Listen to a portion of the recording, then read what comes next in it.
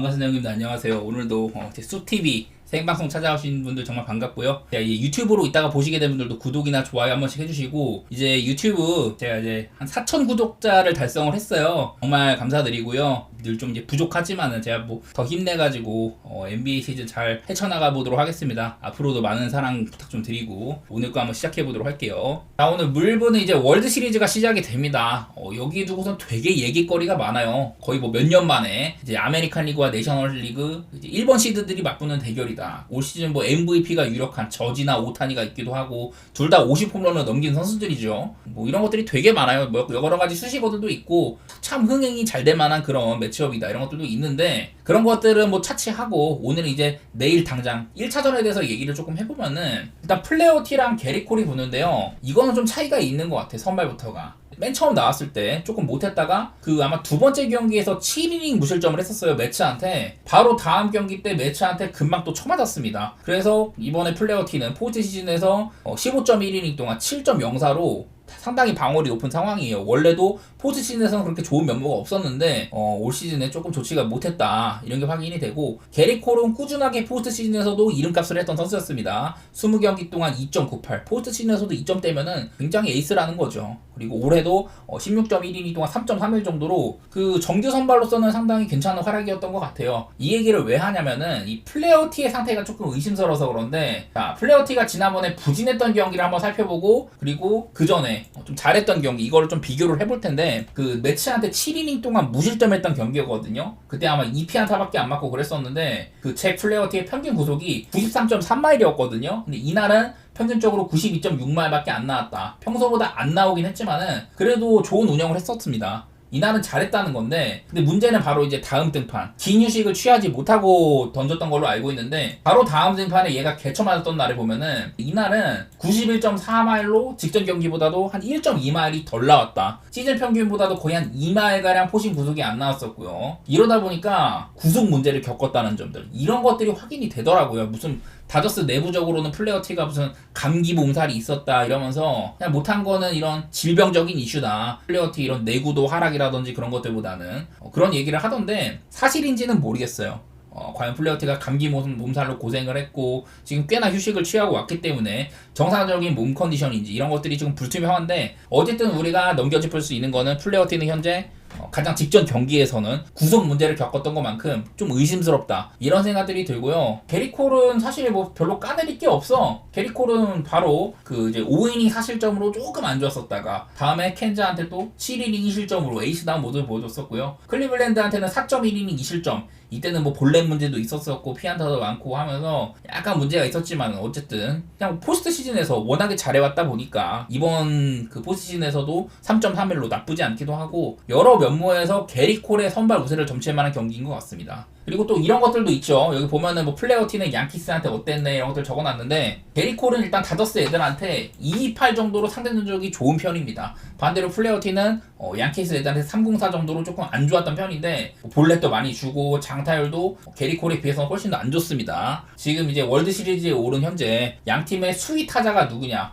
보면은, 지금 양키스는 스탠튼이 아주 잘 치고 있습니다. 홈런 생산력이 어마어마하고 OPS도 지금 되게 높은데, 그 다음으로 뭐 소토라든지 토레스, 볼피 이런 친구들이 있습니다. 다저스 같은 경우는 지금 뭐 무키 베츠나 맥스 먼시가 OPS가 1.0을 넘었고요. 오타니도 934, 키케 863, 토미 에드먼 810 이런 식으로 잘하는 애들이 이렇게 있는데, 이런 것들도 조금 보여드릴게요. 먼저 이제 플레어 T인데, 플레어 T는 양키스 애들 상대로 누구누구한테 강하고 누구누구한테 약했냐 이런 건데요. 리조한테 굉장히 약했습니다. 리조가 이번에 잘하는 편은 아닌데 슬슬 살아나고는 있거든요. 리조한테는 피안타를 거의 뭐 4할 3푼 정도로 고생을 많이 했었고, 아까 소토가 OPS가 꽤나 높다고 했는데 소토한테는 9타수 1안타로 강한 편이었다고 하네요. 대신에 이제 뭐 저지라든지 이런 애들은 안 만났었고, 플레어 T는 좀 표본이 부족한 편인데 어쨌든 소토한테는 셌다 이 정도는 보이는 것 같고, 반면에 이제 게리 콜 보면요, 테오스카가 초반엔 잘하다가 이제 점점 가면 갈수록 좀 잠잠했거든요. 근데 안 그래도 콜한테도 약했었다. 타율 같은 게 1할 9푼 1리밖에 안 되죠. 오타니도 20타수 4안타로 콜한테는 조금 맥을 못 쳤다 이런 것들도 발견이 되고, 그나마 이제 키케, 아까 키케도 컨디션이 좋다고 했는데 21타수 8안타로 타율이 3할 8푼, 배츠 같은 경우도 17타수 7안타로 나름대로 이제 게리콜한테는 강한 편이었다. 근데 뭐 대신에 이제 맥스먼시 3타수 무안타, 토미 에드먼 5타수 무안타 이런 것들도 눈에 들어오기는 하죠. 뭐 상대적 상으로는 그래서 얼핏 보면은 지금 잘하고 있는 애들 상대로 둘 다 또이또이다 뭐 이렇게 보이긴 하는데, 말했다시피 선발은 저는 개인적으로 게리콜을 좀 높게 치고 있다 이런 상황인데, 지금 이 시리즈는 참 정규 시즌이랑 약간 다른 게, 원래 양키스가 정규 시즌 내내 불펜이 훌륭했었잖아요. 근데 가면 갈수록 후반기에는 불펜이 조금 가라앉았단 말이죠. 다저스는 그냥 정규 시즌 내내 불펜이 시즌 초반에만 좋았지 후반기 갈수록 그냥 애매했었거든요. 중위권 정도로. 근데 지금 포스트 시즌 들어와가지고는 양팀 다 2점대의 불펜 방어를 보여주고 있다. 먼저 이제 여기가 양키스거든요. 맨 오른쪽 보시면은 방울이 있어요. 그리고 여기가 왼쪽에 있는 게 투수들 이름인데, 뭐 지금 토미 칼러나 팀 메이자, 사실 정규 시즌에 약간 별로였던 애들이 지금 0.00으로 방울이 빵점이고, 그리고 뭐 팀 힐이나 루크 이버, 뭐 클레이 홈즈 이런 애들도 다 3점대 내지 그 밑으로 잘 막아주고 있는데, 아쉬운 거는 양키스가 철벽 불펜이었다가 가면 갈수록 홈즈나 위버가 맞아 나갔다는 거, 이게 조금 거슬리긴 합니다. 양키스가 사실 다저스보다도 불펜 방울이 더 높았었는데 지금은 역전당한 상태이긴 해요. 좀 적은 격차긴 하지만은. 반면에 다저스 보면은 지금 0점대 방울이 3명이나 있습니다. 그 카스파리우스나 에반 필립스, 알렉 베시아 이런 친구들이 0.00이고, 트레이닝도 이제 8이닝 동안 2실점밖에 없었었고요. 반다도 5.2이닝 동안 2실점, 호팩도 5.1이닝 2실점 이렇게 있는데, 전반적으로 시리즈 내내, 이번 포스트 시즌 내내 다저스의 불펜이 정규 시즌보다도 훨씬 더 좋아졌다. 이게 가장 눈에 들어왔었거든요. 다저스는 양키스보다도 선발로 내세울 수 있는 애들의 상태가 안 좋거나 적은 편이고, 좀 불펜 데이도 쓸 만큼 불펜 활용폭이 넓은데, 전반적으로 다저스 불펜의 상태가 좋다, 이게 일단 좀 다가오거든요. 특히나 트레인의 몸 상태가 아주 훌륭하다 이런 것들도 보여가지고, 경기가 길어지면은 저는 불펜 구간에서는 많은 이런 득점이 오갈 것 같지는 않긴 하거든요. 엄밀히 따지면은 다저스 쪽이 그래도 불펜은 약간이나마 우세한 부분이 있다 이런 것들도 얘기할 만은 한데, 어쨌든 이 경기는 빠따보다도 선발이 좀 기울어 있는 경기라고 생각이 되거든요. 게리콜 쪽으로 빠따는 뭐 둘 다 그냥 오락가락하니까, 특히 양키스 같은 경우는 스탠튼이 아주 미친 활약해주고 있는데, 저는 지금 플레이어 T의 이런 구속이나 뭐 이런 구위 이런 상태로는 홈에서도 고전할 가능성이 있다고 생각이 돼요.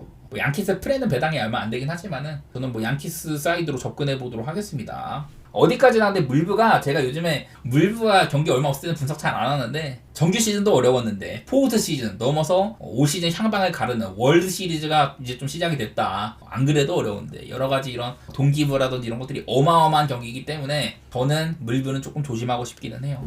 저 우디네세 대 칼리아리 경기, 그리고 토리노 대 코모 칼치오, 이렇게 두 경기 말씀드리려고 하는데, 자 먼저 우디네세 대 칼리아리는 살짝 요즘에 흐름이 좀 엉킨 팀들이에요. 얘네들이 사실 우디네세가 지금 8위에 머물러 있는데, 얘네가 시즌 초반에는 리그 1위도 찍었었거든요. 되게 잘 나가고 그랬었는데 요즘에는 좀 강팀들을 많이 만나면서 승수를 별로 못 챙겼어요 얘네들이. 그래도 뭐 홈에서 칼리아리를 상대한다는 점은 반갑기는 하다. 전체적으로 우디네세는 이제 장신 라이너, 이제 전방에도 그렇고 후방에도 208짜리 선수가 있거든요. 공중전 선택지도 있고, 요즘에 우디네스의 최근 동향 같은 것들 보면은 얘네들이 많이 졌어요. 이제 좀 로마라든지 인터밀란, 밀란 좀 어려운 상대들을 만난 거야. 그 외에는 좀 이제 좋은 결과도 있었고, 납득이 가는 패배라는 거죠. 로마, 인테르, 밀란 정도면은. 그 정도 생각은 나고, 반대로 이제 칼리아리도 요즘에 조금 살아났습니다. 얘네들이 이제 작년에 엠폴리를 극적으로 잔류를 시켰던 감독이 다비데 니콜라였거든요. 작년에 이제 엠폴리가 초반에 리그 20경기 동안 13승점, 3승 3무 13패 이랬었는데, 니콜라 감독이 부임하고 나서 18경기 동안 23승점, 10승점이나 더 먹은 거예요. 두 경기를 덜하고도 6승 5무 7패로 극적인 잔류에 성공을 했다. 그래서 니콜라 감독이 엠포리를 잔류시킨 다음에 칼리아리로 옮겼거든요. 근데 이제 칼리아리로 옮기고 나서 초반에 조금 안 좋다가 최근에 많이 살아났어요. 요즘에 칼리아리도 그래서 15등 정도 위치를 하고 있긴 하다. 이런 것들이 보이는데, 작년에는 얘네들이 뭐 무승부를 2번 주고 받았습니다. 리그에서는 2번 무승부 나고, 코파에서도 연장전 가는, 어떻게 보면 뭐 무승부죠 이것도. 그리고 그 전에 보면은 비교적 뭐 칼리아리가 가끔 우디네스의 원정에서도 이기고 하긴 했지만은, 보통은 이렇게 우디네스가 전반적으로 우세한 편이었었습니다. 이거는 뭐 우디네스가 1부 리그에 오랫동안 잔류해 있기도 하고, 칼리아리는 중간중간에 뭐 세리에 비도 오가고 이래가지고 뭐 전력차 생각도 나는 것 같아요. 개인적으로 지금 원래 같으면 저는 우디네스를 조금 좋게 보고 싶기는 한데 현 시점에서 아까 말했던 칼리아리가 이 니콜라 감독 체제에서 살아나고 있는 점들 이런 것들 때문에 개인적으로는 우디네스의 승리보다는 그냥 무승부 쪽 접근 이런 쪽으로 좀 보고 싶네요. 네, 다음 경기 이제 토리노 대 코모 칼쇼 경기 한번 해볼게요. 저는 토리노를 얘기를 할 때마다 골키퍼 얘기를 정말 많이 했습니다. 반냐 밀리코비치 사비치 골키퍼의 캐리 시즌 초반에 그 골키퍼가 벌어다는 승점만 거의 한 5점 정도 된다 뭐 이런 얘기를 했었는데 비계 경기를 페널티킥을 막아가지고 이겨준다든지 뭐 선방쇼라든지 이런 것들이 되게 많았는데 최근에 토리노가 여기 보시면 이렇게 4번이나 졌거든요. 최근에 이 4번뿐만 아니라 그 전에 1승한 거 포함을 해가지고 5경기 동안 13실점이에요. 그래서 얘네들이 이제 좀